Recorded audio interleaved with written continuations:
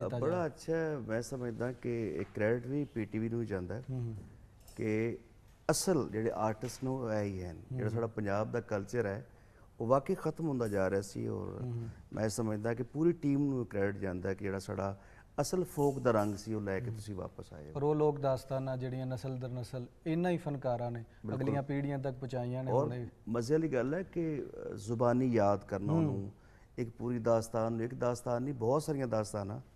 ਮੈਂ ਬੈਠਾ ਗੱਲ ਕਰ ਰਿਹਾ ਸੀ, ਮੈਨੂੰ ਬੜਾ ਅੱਛਾ ਲੱਗਾ ਮਾਸ਼ਾਅੱਲਾ ਕਿ ਤੁਸੀਂ ਸਾਡਾ ਕਲਚਰ ਲੈ ਕੇ ਮਤਲਬ ਆ ਰਹੇ ਹੋ। ਅਸੀਂ ਥੋੜਾ ਜਿਹਾ ਮੋਡ ਰੰਗ ਦਿੱਤਾ ਉਹਨੂੰ ਵਕਤ ਦੇ ਨਾਲ ਨਾਲ, ਮਤਲਬ ਸੋਸ਼ਲ ਮੀਡੀਆ ਦਾ ਦੌਰ ਆ ਗਿਆ, ਅਸੀਂ ਉਹਨੂੰ ਚੇਂਜ ਕੀਤਾ, ਲੇਕਿਨ ਅਸਲ ਜਿਹੜਾ ਵੀ ਗੀਤ ਮੇਰਾ ਵੀ ਹੈ ਉਹ ਫੋਕ ਹੈ ਬੇਸਿਕਲੀ। ਥੋੜਾ ਜਿਹਾ ਉਹਨੂੰ ਅਸੀਂ ਪੜ੍ਹਿਆ ਲਿਖਿਆ ਲਿਬਾਸ ਪਵਾਤਾ, ਲੇਕਿਨ ਅਸਲ ਜਿਹੜਾ ਕਲਚਰ ਹੈ, ਐਸੈਂਸ ਹੈ ਪੰਜਾਬ ਦਾ ਫੋਕ ਦਾ, ਉਹ ਹੈ ਹੀ ਪਿੱਛੇ ਫੋਕ ਦੀ ਖੁਸ਼ਬੂ ਆਉਂਦੀ ਹੈ। ਜੀ ਕੋਮਲ।